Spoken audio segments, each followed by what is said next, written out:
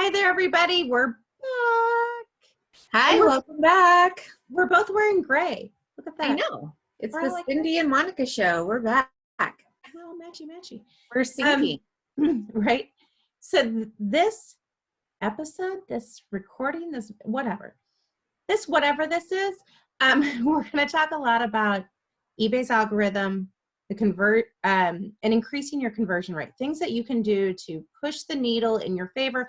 Hopefully everybody is meeting their goals, increasing their listing goals. So you're getting up all of those items, but now we want to see more of them sell. Yes. Point.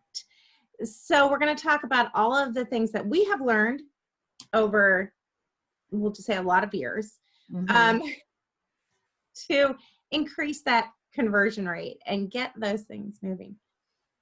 So I am going to just spew out here I always say, like, just sit back for a second. This is just going to come fast because you said this a lot. The eBay algorithm. So Monica, just interrupt me. So the eBay algorithm is based off of three main factors. It's trust, value, and relevancy. Every store has a trust, value, and relevancy score, and every item has a trust, value, relevancy score. So keep in mind that these sites are always about providing the best buyer experience. If somebody comes onto eBay or Poshmark or wherever, and they have a bad buying experience, they're less likely to come back and buy again. So they want to offer up the items and the sellers that are going to historically have the best buyer experience. So what all of that means is, so your trust score. Your trust score is based on your feedback. And then how often do you get feedback in relation to how many items that you sell? So if you go to a town and you're going to rent a hotel room, and there are two hotels and they're the same price, same amenities, but one has 100 5-star reviews and one has 2, you're probably going to choose to stay at the one with 100. It's just how we are. So how often do you get feedback in relation to how many items that you sell? The best way that I have found to increase your feedback incoming is by automating your feedback left. Monica, you do that too, don't you? I do that. As soon as they pay. As soon as they pay. That seems to trigger the system to kind of prompt them later on, hey, go ahead and leave feedback. So that seems to be the best way. Now, Monica, are you putting cards or anything in yours? I am. So have you for seen the bulk of my career, I've always included a thank you. Even when I first started, when I was doing, one package a day, or when I got up to 10, I was pretty much just handwriting it. Once I started getting more consistent, I got thank you cards from, they're just like business cards from Vistaprint. They always have a sale going on. They often have half off sales. So I always wait until I get one of those emails that's half off. And it basically, I'm out. I've been out, though, I will say this. I've been out for the last like a month and a half, and I haven't reordered. I just wanted to see if it made a difference. I just wanted to test since I was out. And I'll be honest, I haven't noticed a difference. Yeah. I personally, but at the same time, I still feel better putting a thank you card. You know what I mean? But as far as actual results, I don't know that it's making a difference other than it just being possibly a more pleasant experience. And mine were really short, and it just basically said something like, thank you so much for shopping my small business. I really appreciate that.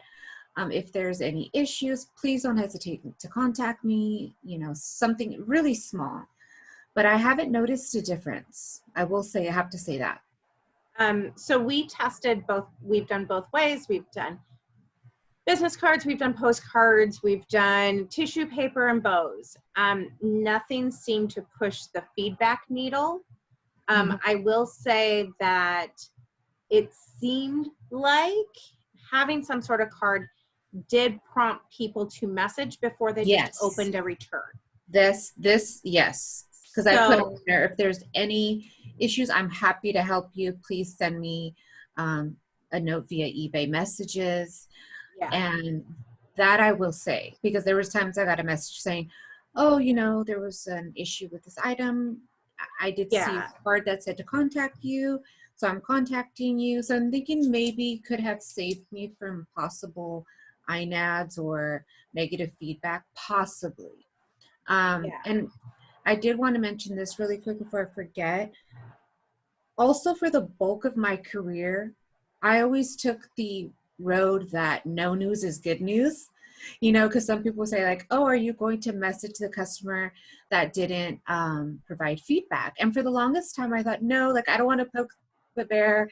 What if no news is good news? I been doing this almost a decade, and that was my thinking until I tried out a free service. And no, this is not an affiliate or ad because I don't even have them anymore. But I tried this service called 3D Sellers. Remember, Cindy? Yes, yes, I yes, had all yes. that feedback. So Yes. it was like a 7-day trial. And again, that's 3, the letter D as in Yeah. dog, sellers. Yes, 3D that's the sellers. company name. And so basically they help you automate a lot of things. And one of I guess their like star performing things that they provide is feedback generator. And I was like, ooh, should I try it? And basically what it is they will message all of all the people that have bought from you that haven't left feedback. So you're not doing it manually.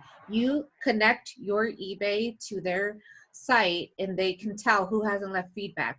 The people that haven't left feedback, they send them a message which you can personalize. And I, you know, typed a little something in there. And then I just kind of closed my eyes and was like, oh my God, am I going to get all these horrible, mean messages? And so it happened. And then later on that day, I think I did it in the morning, and I didn't start getting messages until that night, and my heart dropped because the only thing I have notifications for on my phone is eBay. That's the only thing. And I recommend that no IG, no, just eBay.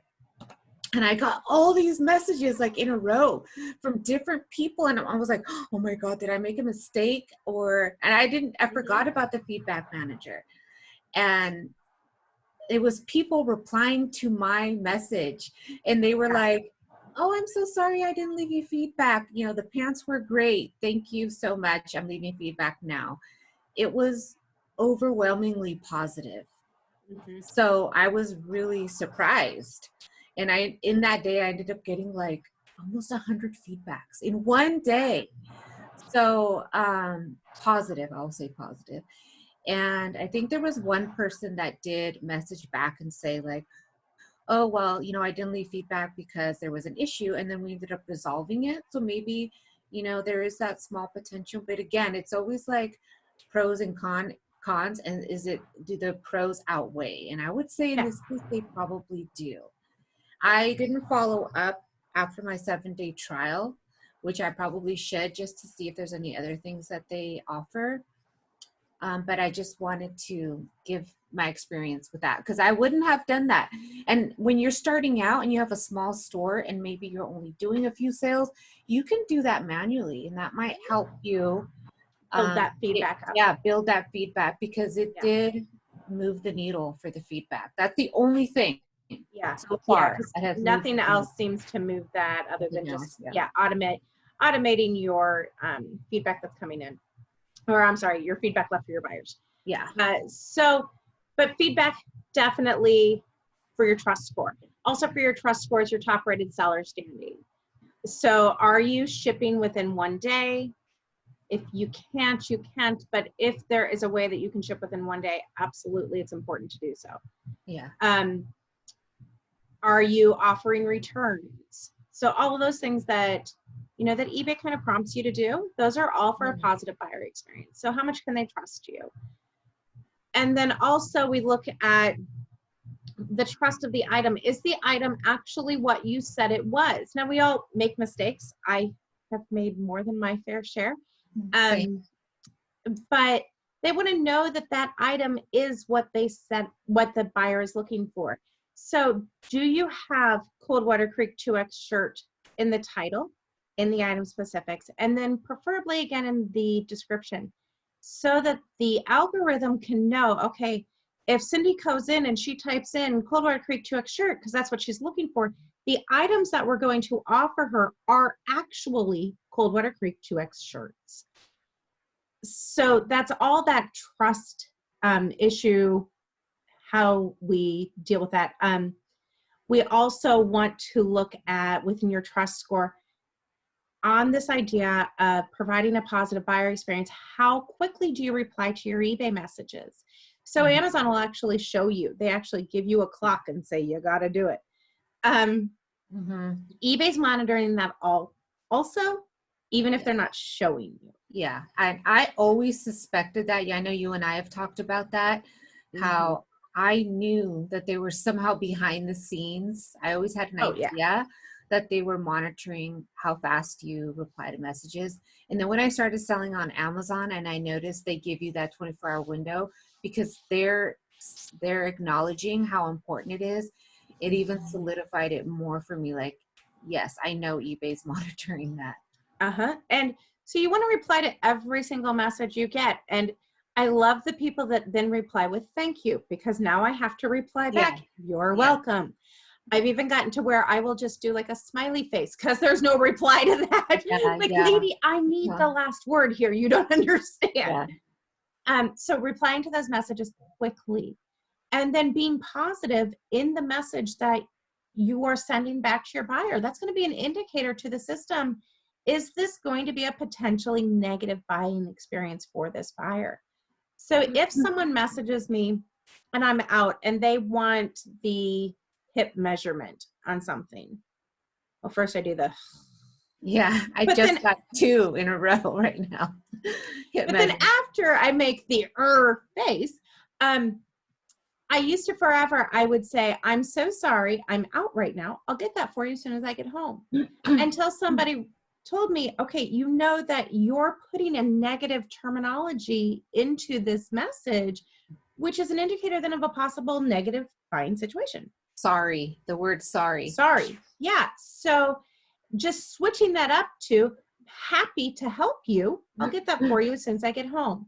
Switching up those words that we use. I don't know if it's a Midwest thing, but we say we're sorry all the time. Yeah, I do that too. I'll say I'm sorry for anything to anyone. So that was kind of my go-to response to switching that up so that you're leaving your buyer also feeling positive about you in this potential transaction. So that's the basics of your trust score. A lot of them overlap. So then we go to value. Value is clearly how competitively priced are you. If you are way outside of the market range, they're going to drop you in search. They know that eBay has a market price on every single item that you list. Even if it is a rare vintage, vase with koala bears on it, they're going to say, okay, that's similar to these items, and these items sell in this range. So if you come out way high, then eBay's going to go, okay, that's probably not going to sell. They want to show items that are more likely to sell. When we sell items, they make more money. It just makes sense. So how competitively priced are you? Are you running a sale? Do you have a promotion running? We say eBay's like your grandma when she gave you the ugly Christmas sweater. She really wanted to see you wear it. So wear the sweater. Everything that they're giving us in those. Are you sending offers? Do you have best offer on? Those are all things that are going to help impact your value score. So, Monica, you and I both run sales all the time. Yeah. Like perma sale. Yeah. Somebody told me that once. You just have a perma sale. Yep. I do. Yeah. Sure do. I do. And we know that we're having the permanent sale, the perma sale. So we price knowing that. We price knowing what our sale is. We price knowing we want to have also a little room for counters or for best offers, and also for sending offers to watchers. So, yes. So there's a little bit of wiggle room there, but our items both of us have our sales set to where anything that we list today is going to immediately go on sale. Yeah. Yeah. So it's not sitting on the site for 2 weeks at an inflated price, it's immediately going on sale. Yeah. Now, I don't know where, Monica, where you're at on this now. For a long time, we all ran short sales, like 3 days. Start it, end it, start it, end it, start it, end it. Then I know for us, we had to switch to 30-day sales simply because the eBay system has just been so glitchy. Yeah, I remember that. We were having a hard time. So, and that hasn't seemed to impact at all. I don't see any difference when the sale is about to end or when the sale is starting. It really hasn't made any impact, and it's one less thing to do than every 3 days. Yeah, which is nice. I've never done it as long as 30 days, so I can't speak to the experience on that, but I'm still around the 3-ish days. And I will say this, what I have done though is say the sale is going to be ending and I'm going to be out, say sourcing, say my sale is ending on Wednesday, or just for any reason that I want it to be extended, I just go in and edit it. So instead of extend out the date. Yeah. So you can extend the date. So if it's ending tomorrow, so a lot of times I keep the same sale going, but I just keep extending it, but it's still technically that same sale. Which is the workaround to the sale glitch.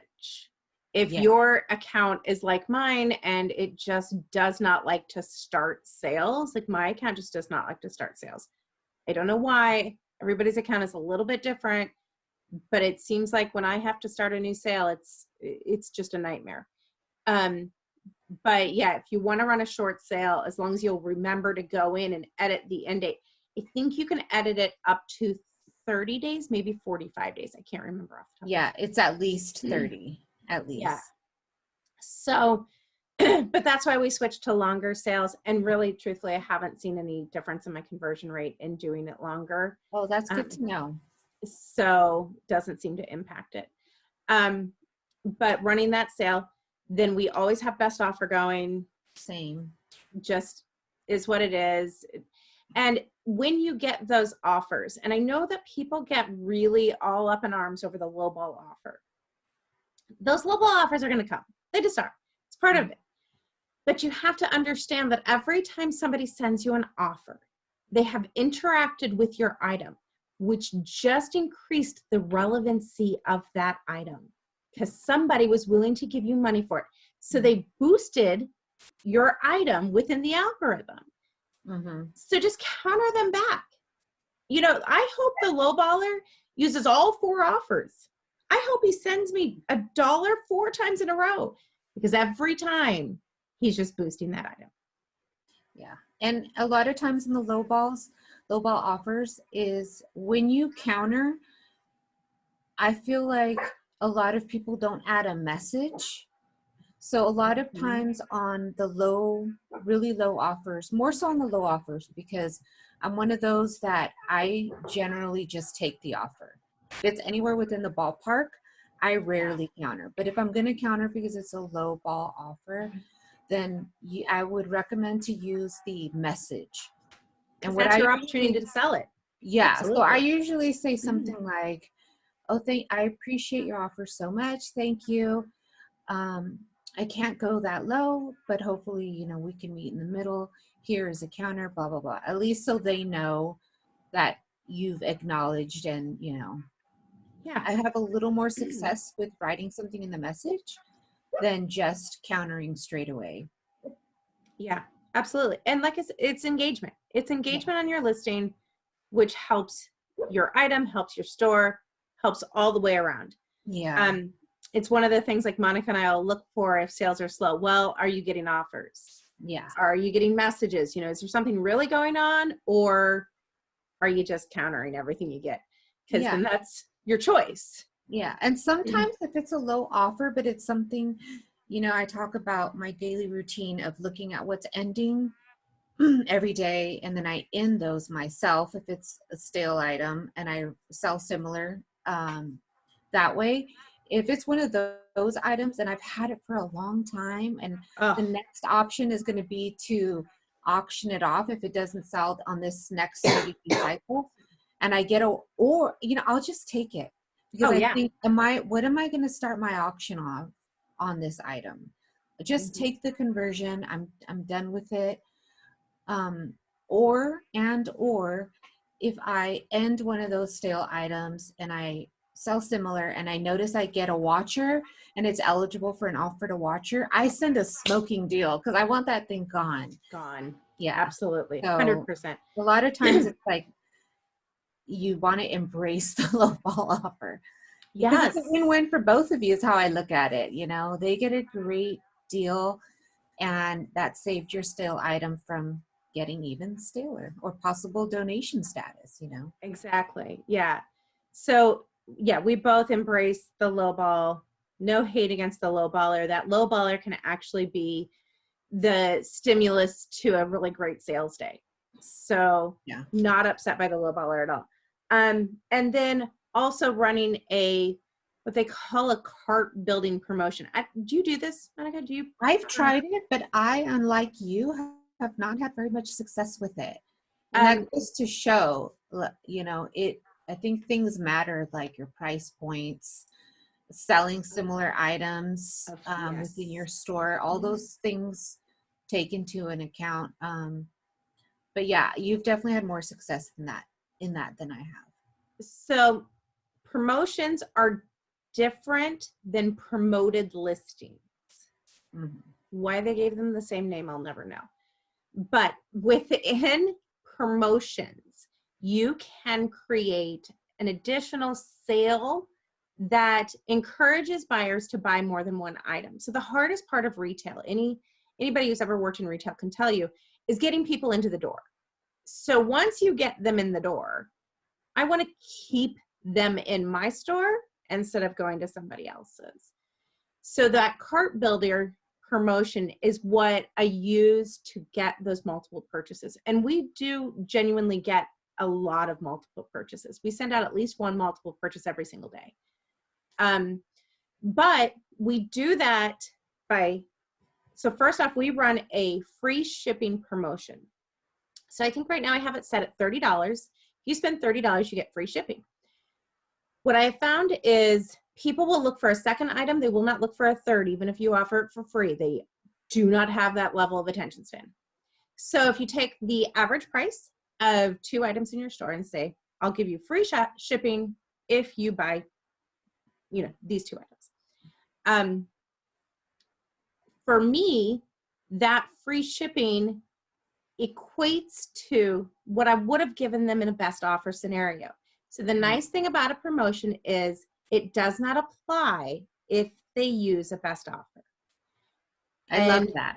Yeah, probably 1 out of 100, I get somebody who will message me and say, but I spent $30. And I always say, per eBay policy, a free shipping promotion cannot be used in conjunction with a best offer. And that is eBay policy. You have to add it to the cart. So they have to pay my full price. And so there's really no difference there. It doesn't bother me either way. I'll either give it to you in a best offer or I'll give you free shipping. I don't care either way. But we also shop for that cart building promotion. So we have figured out, okay, these are items that people typically buy more than one of. My Coldwater Creek 2X shirts, she will buy more than one. J. Crew men's size large button-down shirts, that guy will come in and he'll buy more than one. So when we're sourcing, we're specifically looking for those items that then I know will bring in multiple purchases. The secret to running that promotion, though, is you have to run it for at least 30 days before you declare it a success or a failure. You want 2 items, not 3. And then you want to remember that when somebody comes in, you're not going to always see it. So even though, Monica, you're saying you didn't have success with it, you don't know if I came in off of the Coldwater Creek shirt and I saw you had this spend 30, get free shipping. I went, oh, let me see what else she has. Maybe she's got something else, then I'll get free shipping. But I end up buying this pair of pants that was, totally different. I don't buy the Coldwater Creek shirt.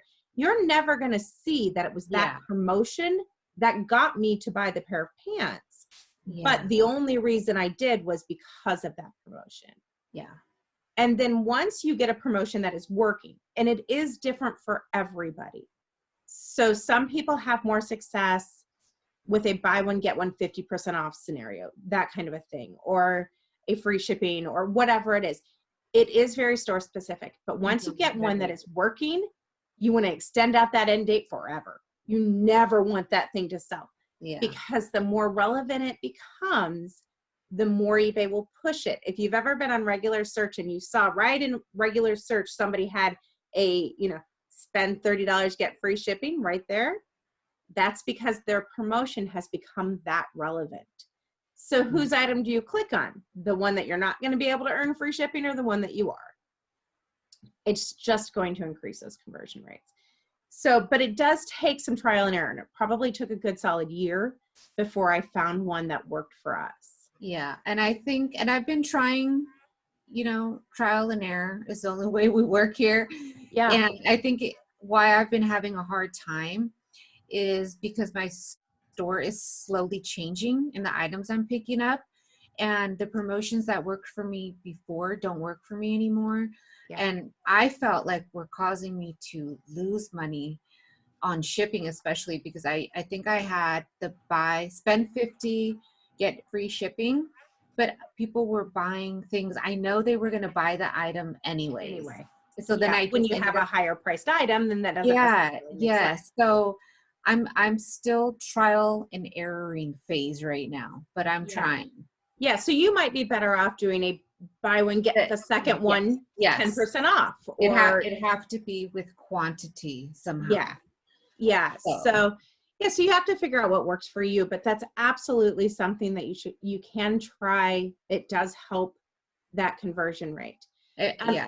And I feel like it's all the little boosts in search that you can get. So you have your item, your item versus someone else's item. Someone else's item has nothing going on. It's just a $20 item with shipping. And then you have yours. You priced it maybe at $25 because you knew you were going to have a sale. So now you have a sale. So your item now got a little bump in search. Now you have best offer. There's another bump in search. Now you've got top rated. There's another bump in search. Now you're running a promotion and promoted listing. There's another bump in search. Now you're doing promoted listing.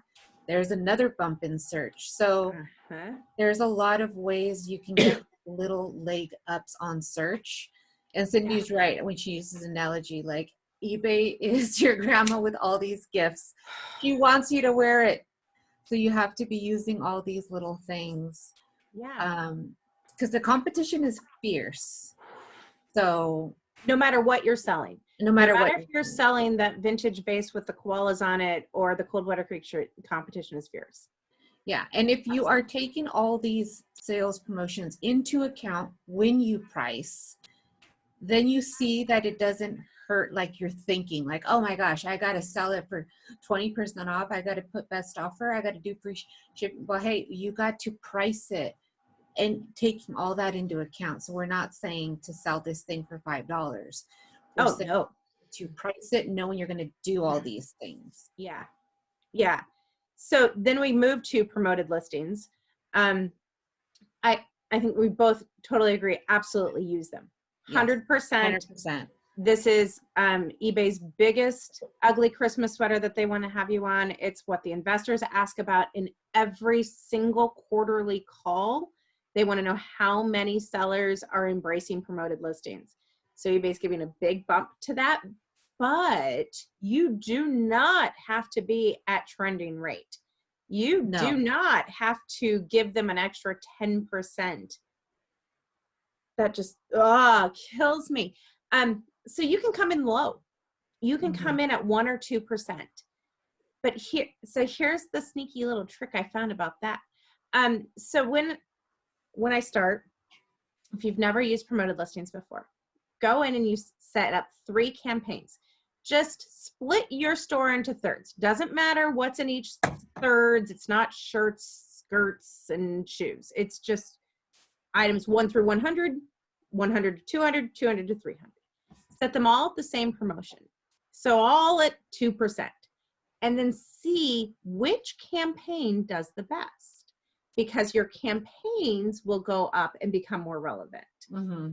And then a campaign can become stale. So if nothing in that promoted listing campaign is selling, then eBay goes, we shouldn't show those items because they're not selling. They're not relevant to what our buyers are looking for.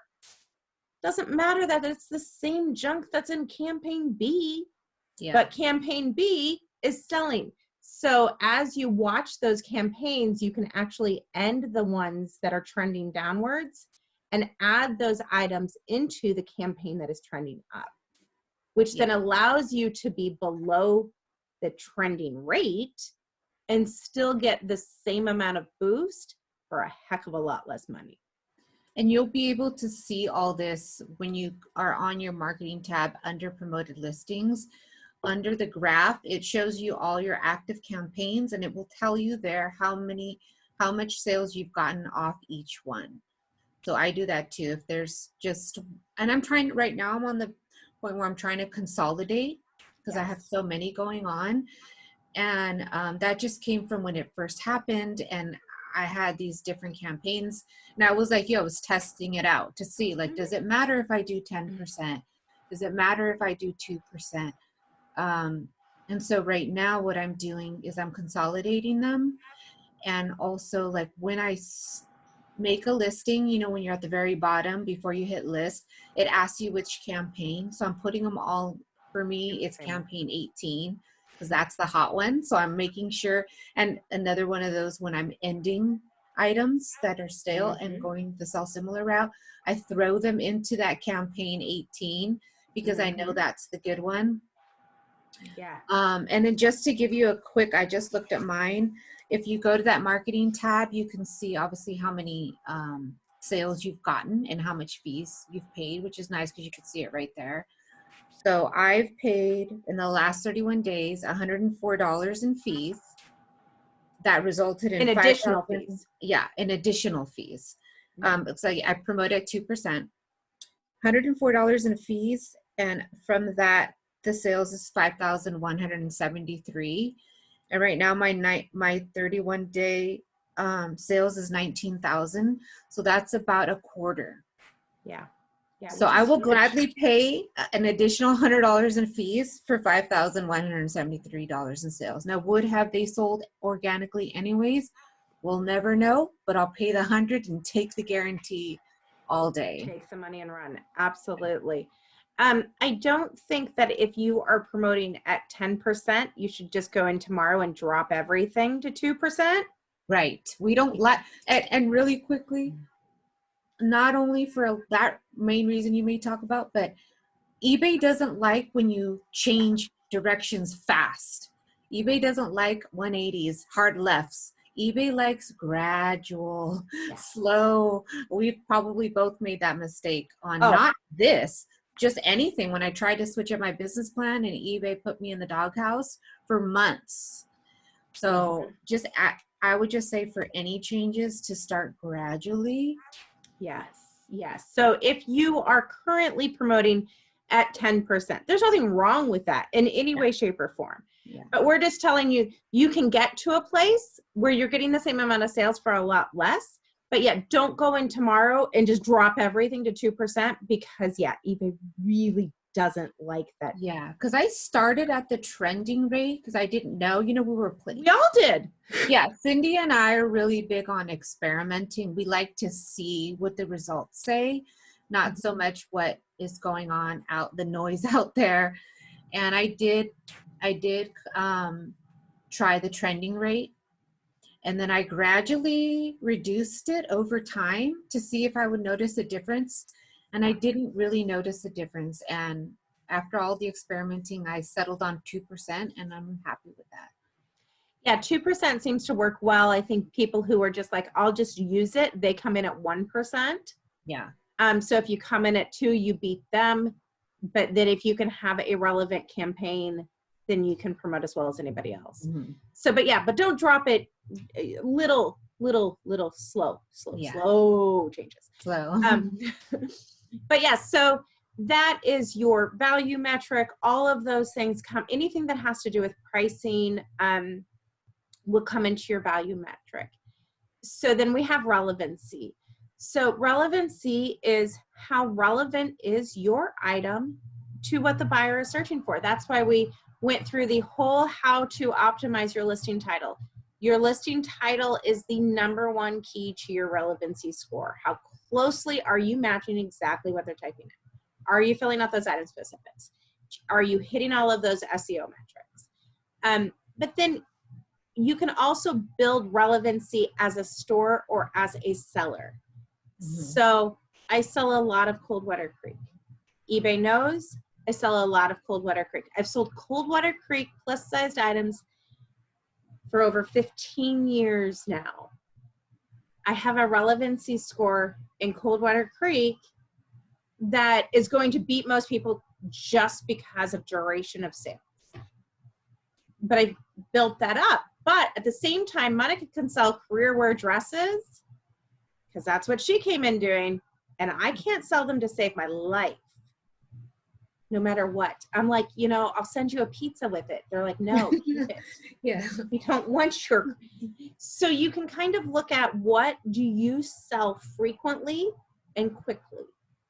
And we'll talk a little bit more about that as we go on here, but finding those things that your store is relevant in, because everybody has something that they're relevant in and that you're building relevancy in.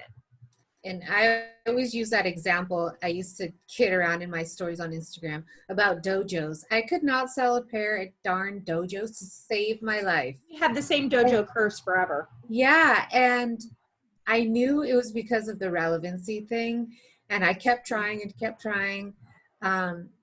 It took me a while, but I finally was able to turn over some dojos. Now, they don't sell as much as they used to, or as much as they used to, but at least now I can sell them. So by no means, like, we're not saying don't give up, just because there's an item for you that's not selling, but you see others selling. Don't give up. Just keep at it. I lifted I was in the dojo doghouse. Me and Cindy would kid around because we could not sell a pair of dojos.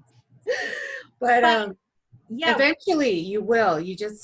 That's the trust and relevancy thing there. Yeah, you have to prove to the system that you have a trustworthy product, you have a relevant product, you have a valued product. But if I am going to switch up my business tomorrow and I'm going to be a auto parts seller tomorrow, which would be funny because I know nothing about it. But anyway, let's say tomorrow I decided I'm going to sell auto parts. Yeah. Okay, well, I have zero relevancy in auto parts. Zero. And eBay shouldn't trust me at this point to sell auto parts. They're like, you know nothing about auto parts. And I'm like, but I'll learn. I'm probably not going to be able to get top dollar for my auto parts on day one. I'm probably going to have to take the lowball offers. I'm going to have to sell a little bit under market value until I build up that relevancy. And then I will. And then I'll build up that relevancy in eBay and everybody else will go, oh, okay, she learned auto parts. Let's put her items up at the top also. So you can do it, but understand it does take a little bit of time and you may have to come in a little bit under market price. Doesn't mean you have to sell it for $5. Yeah. But maybe yours sells for $18 instead of $20. You're just going to have to come in knowing that. That's okay. You're just building up relevancy. Yeah. I think of it as the cost of advertising. If you had a brick and mortar, you'd have to pay to advertise to let people know, hey, my new store is here. I'm going to put ads in the paper, on the radio, wherever. Exactly.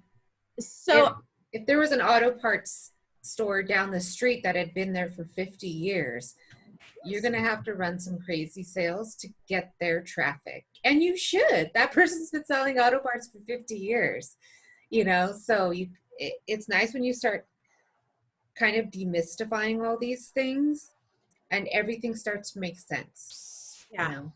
Yeah. Because it's just business. It's just business.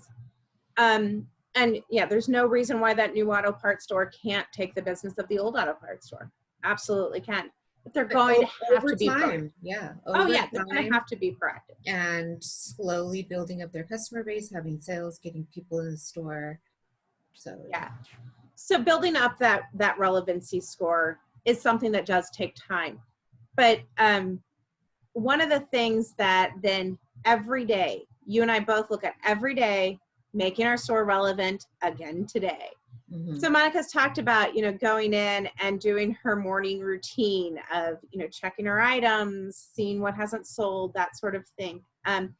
We also both take an offer, Mm-hmm. sell an item. I call it making a sacrifice to the algorithm. To the eBay gods. Yes. Yeah. Which one you don't have to, sometimes you wake up and there's good offers and I'm just accept, and that feels good. Yeah. And sometimes you wake up and things have just sold, which is even better. Yeah. But if you're sending the offers to watchers consistently, because they have a few days to accept those. So a lot of times they come in when you're not expecting them. And it's nice when I wake up and I'm like, oh, I forgot I even sent that offer. That was like a few days ago. But getting that first sale of the day is so important. Mm-hmm. So when you wake up and you've got 3 crappy offers, I always say you take the one that makes you cringe but not cry. Oh, that's so you're like, but it's not, it's not going to make you cry. And really, and this is where, if you're able to be a bins shopper or get your cost of goods super low, you have so much wiggle room. And I'm not a frequent bins shopper. The majority of my entire career, I've been a regular store. But there was a point last year where I was shopping at the bins, remember? And I remember telling Cindy, saying, wow, it feels so good to not have to counter a lowball because I got it at the bins. I didn't even feel bad, versus having to pay $5, $6, $7, $8, $9, $10 for an item. And then prior, when I was buying things on Dollar Day at Goodwill, I was only auctions. And I started those suckers off at $5.99, $7.99 plus shipping. So if it's sold for $5.99, I didn't cry or cringe, because I'm like, let's just get them out of here. Let's just get them out of here. So if you're in one of those people that you are able to keep your cost of goods low, that is a big game changer and a big advantage. It's a gift for sure.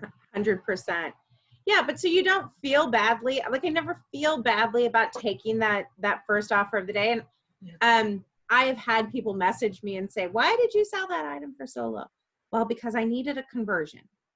Yeah. I needed a conversion to get things going. I need conversions. Yes. I always say, like, I need conversions, like crack conversions. We need, like, we're fiending. We need. Yeah. I need a conversion. The number one thing that is going to boost the rest of your items in search is a sale. Conversions. Mm-hmm. Yep. Sales bring more sales.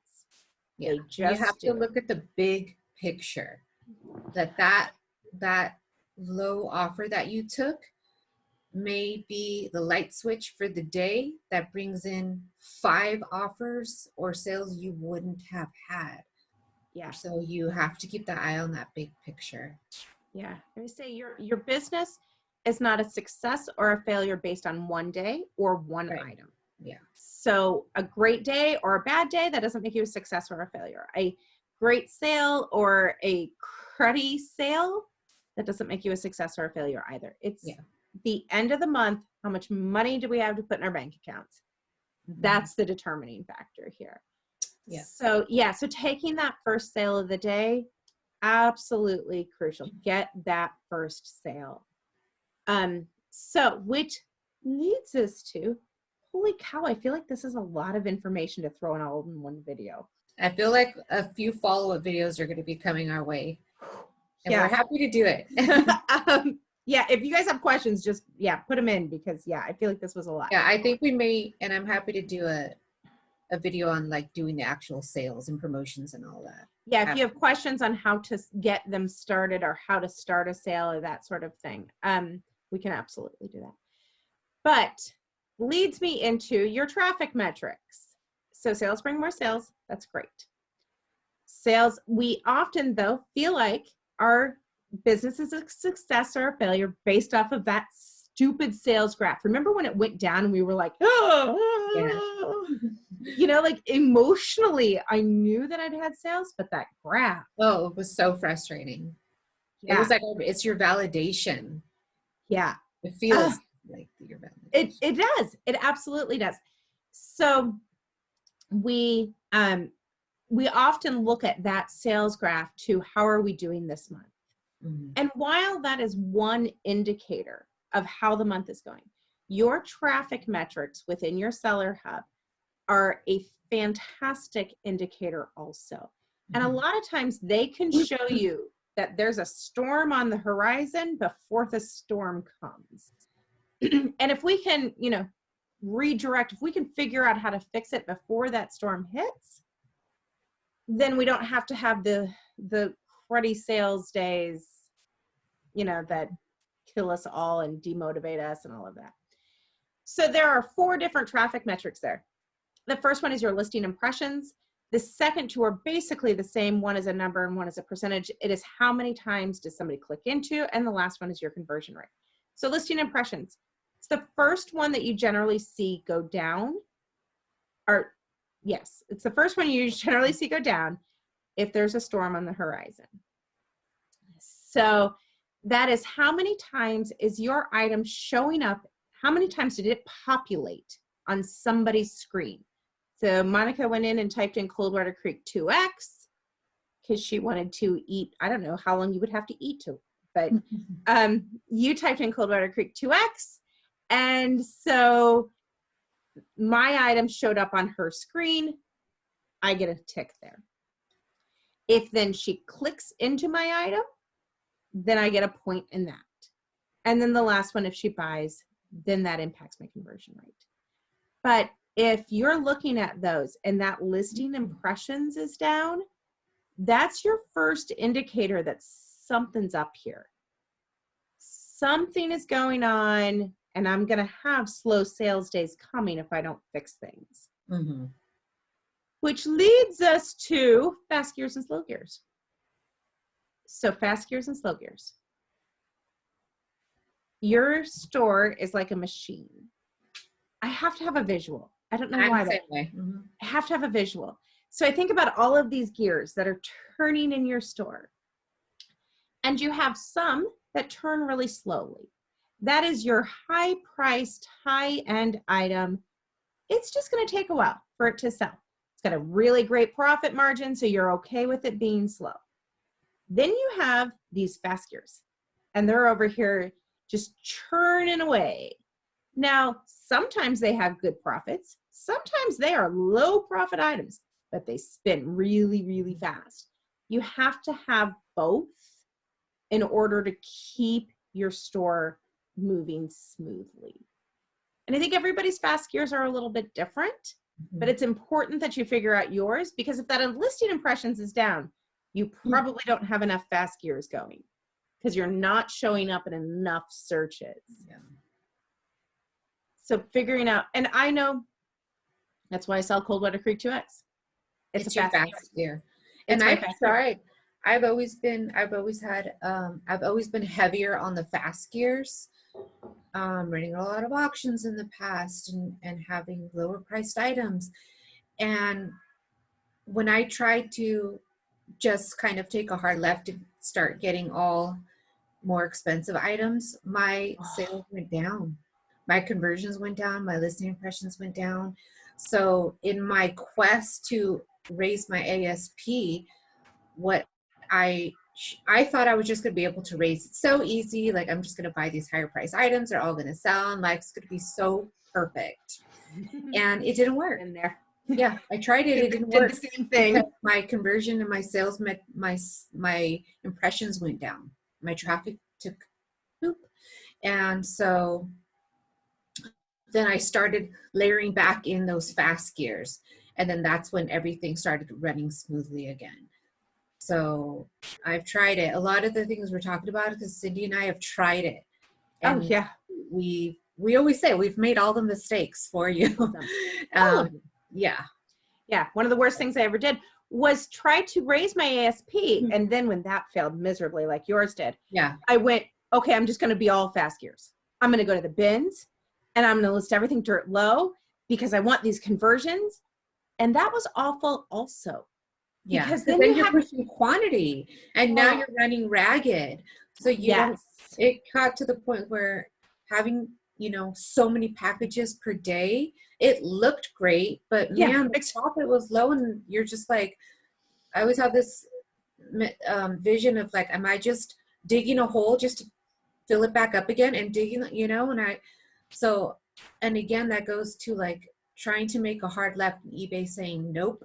And so I think of it when you want to make a change in your store, of course, go for it, but layer it in.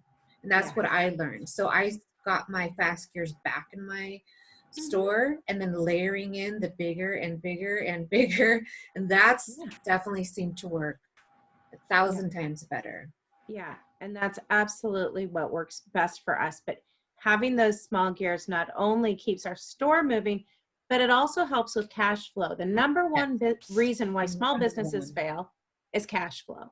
You run out of cash flow. You become inventory rich and cash flow poor. Been there too. And then you start seeing the fire sales. Like we've all been there. Oh yeah. You have to like blow stuff out because you just need that cash flow back. So having those fast gears to generate then consistent cash flow allows you to spend more then maybe on those higher end, slower gears, but that have more profit so that they can start turning. So that's why it becomes a balance. It's why the grocery store sells bubble gum and Nordstrom sells socks. It's fast gears to keep that cash flow coming in. Which leads us then to, do you have anything that I've missed so far? You're good about writing notes. Oh, the only thing I did write a note here on actually this covers all three, the trust, value, and relevancy. How you're saying there's a lot that cover all three, is the fast shipping. Yes. That's a big one that covers all three. And again, we're not saying you have to do overnight shipping and same day, but the faster you can, the better. That's another little boost in search. I've always had one day, which means, you know, they pay today, I ship tomorrow, except for the weekends, they pay on Friday, I ship on Monday. And then I thought, why don't I just do same day since I'm shipping every day, Monday through Friday anyways, and just set it to the earliest cutoff possible, which is 6 a.m. So, which I was pretty much shipping anyways, you know, whatever's paid, I usually just grab anyways. And Lord knows I'm not shipping at 6 a.m. I'm still asleep. So by the time I'm up and grabbing my shipping, it usually is just an extra few packages, you know, for that day. And I did notice going up a little bit in search doing that. And again, I know a lot of you are part-time or have kids. I understand that, but I would definitely just keep that in mind, that the shipping, the faster shipping does go into all three, and obviously the faster the better. So that's just something to keep in mind. Yeah, positive buyer experience. People buy it, they want it right away, 100%. And we blame Amazon for that. Amazon, it was the first to really do that overnight, the Prime 2-day. Now they have certain items you get within 2 hours. I mean, it's just insane. But and that's good to know, like the consumer behaviors are changing. So sometimes people say like, oh, they're mad at eBay or they're following consumer trends. Yeah. Consumers didn't care about shipping, they wouldn't be pushing the fast shipping or the free shipping. They're pushing it because of the consumer trends are changing. And yes, they do also love free shipping. Again, you know, Amazon is that company that's on that forefront of pushing with the shipping in time and cost. So though Cindy and I have not adopted the free shipping, Cindy is done with her promotion. Yes. Which seems to work really, really well. I offer free shipping if you spend enough money with me. Yeah, which is kind of like Amazon Prime when you spend on certain items or spend over. But again, that's just something to keep in mind because shipping has become extremely important. It's competitive also. Your item is competitive. The price is competitive. The shipping is competitive.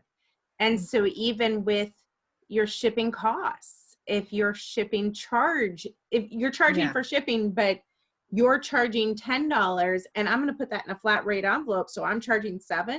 Yeah. My item's going to win. Yeah. And with the relevancy, just making sure you are really filling out all the item specifics, which we went over in the listing optimization, because the more you fill out, the more chances you have to be relevant within that search. Yeah. So that's just really important. And then the last thing that I wanted to touch on in this video was the quick list basket, because consistency is really important. And so finding those items that you can set aside, and we need to hit on returns. But my quick list basket is a basket of items that I know that if the day just goes sideways, I mean, we all have those days that it just goes sideways and you're like, okay, I'm not going to be able to get up my eBay listings today.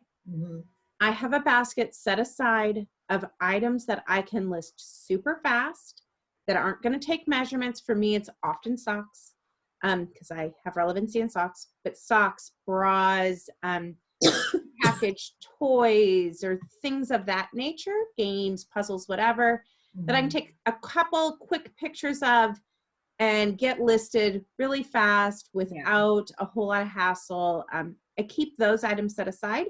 I have a day's worth of them, and I also put my returns in there. So Monica and I both do this. We both do this. Where we don't hate returns at all. No. I don't hate my returns at all. They don't upset me in any way, shape, or form.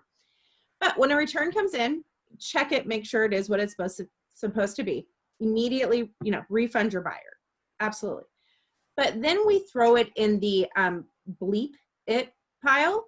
Toss it over there into the pile. And that pile then can save you on days when you just can't get your eBay listings up. Because if you will take your returns and relist them, then that item has sales history. So that sales history will boost an item in search. Oh, Ari. Got a haircut. Aw. She's not So an item that has sold before will boost your item in sales history, because of its sales history. So it's the one time that a relist counts as a new listing is when it's a return or it has sold previously. It's the one time that you can give yourself kind of a wiggle room of a day, which is why I do sell similar off of sold items. So when you go to do that.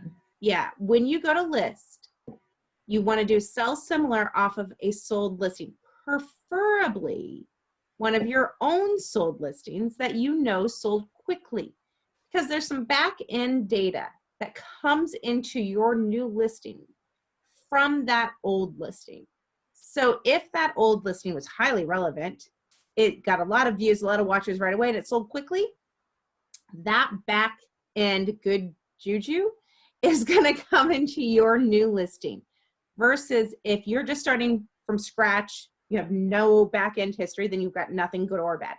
Or if you do sell similar off of somebody else's item that's sold, but it's sat on the site for 5 years and it had become incredibly stale, and then they took a $5 best offer, you're bringing all of that into your new listing. So that's why we always do sell similar off of sold listings that we know had good relevancy. And then we list when our store is most active. So you can monitor, every store has an active time period of the day, time period of the week, time period of the month. Almost every, Monica, you'll probably agree with this, almost every seasoned eBayer that I've ever talked to has said they get a spike in sales right before their eBay fees are due. Every single month, like clockwork. They want money from you, so here's some more sales. Thank you. But I know my store is going to be most active that time of the month. I also know that my store is most active on the weekends and that my store is dead between 10 a.m. and 2 p.m. Central Standard Time every single day of the week. Just is. Monday through Friday, 10 to 2. It's just going to be slow.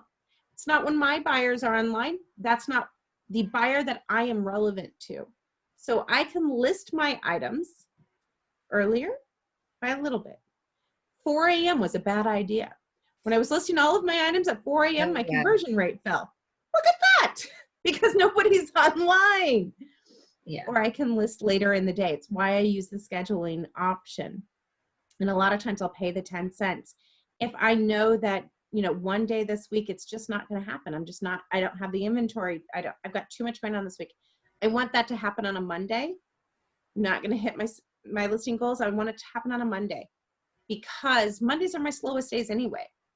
Certainly don't want to have that happen on a Saturday or Sunday when my sales are the best. To make sure I'm sending out all my offers Saturdays and Sundays, because eBay has already determined that's when my buyer is online looking for items. Yeah, and that's one of those things that is so specific to your store, and you're only going to figure that out over time. And many of you have been selling long enough where you do know the weekends are good, listing at night is good, and if you're unsure, it's just going to come with trial and error. Like, I know my MO that works, or my thing that works best for me is listing at night. That's always worked best for me. I've tried, and it doesn't mean like if I have to list during the day, I won't, because I like listing during the day too. But I notice that I get a bigger bang for my buck when I list at night. So, but again, that doesn't mean that I'm not listing, wherever I can, but it is good to notice those things. Yeah, absolutely. Absolutely. And there is no way to go on eBay and have eBay show you, this is it. You just have to kind of keep track of on your own. But so I monitor what time of the day, what day of the week, is it morning, noon, or night that I'm getting offers, that I'm getting messages. When are my buyers online? If you had a donut shop, you wouldn't do a big advertisement at, 5 o'clock at night. You're going to do your big advertisement at 6 o'clock in the morning, because that's when people want donuts. So no matter what you sell, you're selling in a competitive market. When that item first goes up, that is its best shot at selling. That's its number one best shot right then. That's the biggest bump in search, is newly listed. Yeah. So if you want that best option, because for the longest time, I would just list when I got up at 3:30 in the morning. And then it dawned on me, well, all of my items that I list later in the day have a better conversion rate. Well, duh. I'm the only crazy person up at 3:30 in the morning. You are. So just switching my items to, okay, this is when I need to be listing them, has helped me tremendously. So I think that's it for this video. I feel like that was a lot. That was a lot. And I talked about this in one of the last videos, is just keeping in mind for conversion that obviously activity is what matters. Yes. All of it. We know, I always think that there's a hierarchy, and the order could be debated with the exception of the first two. We know sales are number one. That's the first hierarchy. That's the number one. You got to have conversions. Debate me on that. Please try. Conversions, the sales. 2 is listing, newly listed. Obviously those come hand in hand, but those are the top 2 things. And these are just things to keep in mind, again, looking at the big picture. So the conversions and the listing. And then I think what probably comes, again, the next ones, they could be debated on the actual order, but just keeping them in mind. The sending offers to watchers, ending and selling similar, starting promotions and new promotions, promoted listings, relisting, messages, and even shipping. All activity. Like get that store active. That we can agree on, that Yeah. eBay loves an active store. So there's always something to do. Even if you're not listing, you could still send offers. You could still sell similar. You could still change your promote a listing. You could start a promotion. You could still relist. You could still answer messages, and you could still ship. So there's always something to do. Yeah, 100%. There's always something to do. Too Always. much. Too much. Always. Yeah. If your sales are slow, there is another promotion called a codeless coupon that I'll just throw this in there. If you're, maybe you're snowed in and you don't have any inventory to list, and you're like, I need to get those sales coming so I can keep that conversion rate up. eBay has what's called a codeless coupon in there that you can offer a percentage off, a spend 50, whatever kind of deal you want to offer. And it creates a clickable link. That link, it's not actually a coupon code because it's a link and it's long and whatever, but it is what it is. It works. You can actually go into your positive feedback. So we've gotten all this great positive feedback. You can go into those buyers and send them a message directly and say, hey, I'm so glad you got your item. I've recently got in some more items similar to that. I want to thank you for being a valued customer, whatever. Give them that link. And then you can drive traffic back into your items and sell some more items that way.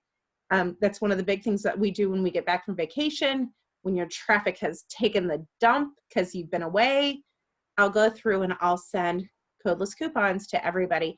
I don't even care if they buy at that point.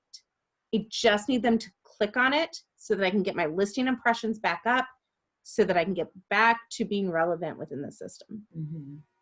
So just another little hack. Great tip. All right. I think that's enough for today.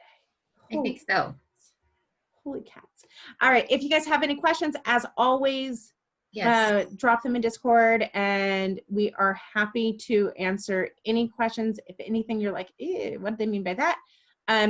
And we will also be at our live chat, that if you think of something but you're not totally sure how to word it, please hang out with us live and then ask the question. Please join us. We had fun last time.